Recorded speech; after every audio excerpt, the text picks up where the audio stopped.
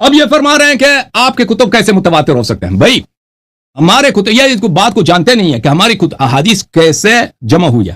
یہ سمجھتے ہیں جیسے ان کے کتب میں نا کہ بخاری نے فلانے سے سنا، فلانے نے فلانے سے سنا، فلانے نے فلانے سے سنا، فلانے نے فلانے سے سنا، فلانے نے فلانے سے سنا، فلانے نے ابو بکر سے سنا، ابو بکر نے رسول صلی اللہ علیہ وسلم سے سنا. تو اب ان کو شک ہو رہی ہے، ان کا حق بنتا ہے. ایسی چیزیں مشکوک ہے بھائی. رسول اللہ صلی اللہ علیہ وسلم کی حدیث ہے لَتَتَّبِعُنَّ سُنَنَ مَنْ كَانَ قَبْلَكُمْ شِبْرًا بِشِبْرًا وَذِرَاعًا بِذِرَاعٍ قالوا اليهود والنصارى قال فمن صلی اللہ علیہ وسلم. فرمایا کہ آپ یہود النصارہ کی سنت پہ چلیں گے قدم بقدم منہ بمنہ. صحابہ نے پوچھا یہود النصارہ کی سنت پہ؟ فرمایا کہ اور کس کی؟ میرے محترم ناظرین، حضرت موسیٰ علیہ السلام کے پاس تورات اللہ کی جانب سے آیا تھا. تورات اللہ کی جانب سے آیا تھا، اس کو تورات بولتے ہیں، یہود بھی تورات بولتے ہیں، تورا بولتے ہیں، انگلش میں تورا بولتے ہیں. اور ان کی احادیث جو ہے اس کو تناخ بولتے ہیں، احادیث تناخ بولتے ہیں. تورا دو قسم کی ہے، ایک ہے ریٹن تورا، آپ جا کے دیکھ لو. جوش لوگ ہیں نا، ان کے بہت قانون ہے، ان کی فقہ ہے، ان کی بڑی کتابیں ہیں. جوش بالکل جیسے مسلمان ہے نا، مسلمانوں بلکہ مسلمانوں کی فقہ نہیں سے لی گئی ہے. ان کے بڑے علماء مدارس ہیں، ابھی اسرائیل میں ان کے بڑے بڑے مدارس ہیں، وہاں پہ ان کے مجتہدین ہوتے ہیں، مفتی ہوتے ہیں، فتوے دیتے ہیں. ان کی شریعت ہے بھائی کہ آپ ہفتے کے دن کام نہیں کر سکتے، ہفتے کے دن فلاں کھانا نہیں کھا سکتے، اس طرح لباس عورتوں پہ پہنا واجب ہے وغیرہ وغیرہ.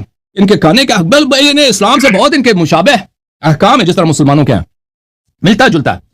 اور ان کے پاس فقہ مسلمانوں سے پہلے ان کے پاس فقہ تھا. بات یہ ہے میرے محترم ناظرین کہ حضرت موسیٰ علیہ السلام تورات لے کے آئے تھے. ان کے احادیث کو یہودیوں نے نہیں لکھا، یہودیوں نے نہیں لکھا.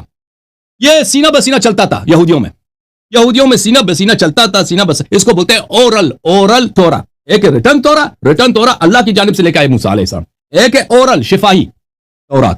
شفاہی تورات جو یہ سینہ بسینہ چلتا جاتا تھا. بعد میں کئی سو سالوں کے بعد یہود کے جو علماء تھے انہوں نے کہا یہ تو ضائع ہو جائے گا، اس طرح اس کو جمع کرتے ہیں کتاب. پھر انہوں نے کتابوں میں لکھا، اس کو کہتے ہیں تناخ. پھر یہ تناخ جو ہے یہ انبیاء بنی اسرائیل کے کلمات ہیں. پھر وہ جو ہے اسی میں سے تورا اور تناخ سے انہوں نے ایک اور چیز نکال دیا، اس کا نام ہے فقہ، اس کا نام ہے تلمود ان کے قوانین کی بات ہے.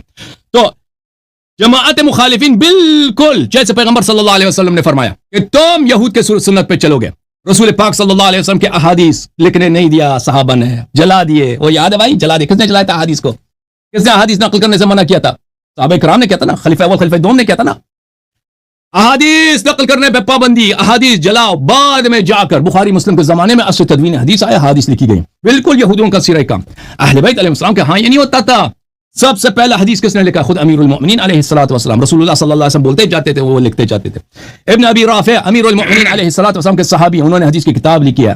سلیم ابن قیس انہوں نے حدیث کی کتاب لکھی، اور لوگوں نے حدیث کی کتاب لکھی ہے. اصحاب ائمہ علیہ السلام حدیث کی کتابیں لکھتے تھے، ائمہ اطہار علیہ السلام پہ عرضہ کرتے تھے، ائمہ اطہار علیہ السلام تصدیق کرتے تھے، شیعوں کو حکم دیتے کہ یہ کتابیں پڑھا کرو، اور فرماتے تھے کہ اپنی کتابوں کی حفاظت کرو، تمہیں اس کی ضرورت پڑے گی. یہ کتابیں دیکھیں میرے محترم ناظرین، جیسے یہ کہتے ہیں کہ اگر میں مثلا ایک شخص ہے سلیم ابن قیس، میرے نزدیک وہ ثقہ ہے، تمام شیعہ محدثین کے نزدیک وہ ثقہ ہے. سلیم ابن قیس اور اس کے کتاب کی ایک طریق نہیں ہے، اس کے کتاب کے ایک سے زیادہ طریق ہے، اور وہ کتابی صورت میں ہے. وہ کہتا ہے خود میں نے لکھا، میں نے سنا امیر المؤمنین علیہ السلام سے، اور میں نے لکھا ہے، میں نے سنا ہے اور میں نے لکھا ہے. میرے محترم ناظرین، یہ ایسے چیز کہ ایک ثقہ شخص اس طرح آپ کو خبر دے، یہ بہت مختلف ہے اس حدیث سے جو کہ فلانی کہتا ہے میں نے فلانے سے سنا. اس نے 40 سال پہلے ایک جگہ پہ اس نے فلانے سے سنا تھا، اس نے 35 سال پہلے اپنے چچا زاد سے سنا تھا، اس سے یعنی 200 سال میں 5-6 آدمی آ جاتے ہیں بیچ میں کم از کم. ان دونوں میں بڑا فرق ہے.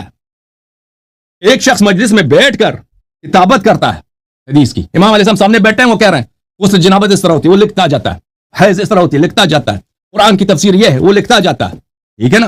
اور امام علیہ السلام اس کی فرماتے ہیں کہ یہ صحیح ہے، پہ عمل کرو، یہ صحیح ہے، عمل کرو، یہ یقینی ہے. وہ جو تمہارا طریقہ کار ہے نا، فلانے نے فلانے سے سنا، وہ افواہیں، جیسے آپ نے خود نے کہا کہ صحیح سند بھی ہو پھر بھی وہ مشکوک ہے، بلکہ جھوٹی ہے. آپ نے قرآن سے بھی ہاتھ اٹھایا، سنت سے بھی، آپ کی سب باتیں ختم. جوم جاؤ، پرواز کرو، کیوں فخر سے سر اٹھا، کیونکہ اللہ تعالیٰ نے تمہیں انتخاب کیا. صراط حق پر صرف تم ہو، صراط ایمان پر صرف کیا، کیونکہ اللہ تعالیٰ نے تمہیں انتخاب کیا. صراط حق پر صرف تم ہو، صراط ایمان پر صرف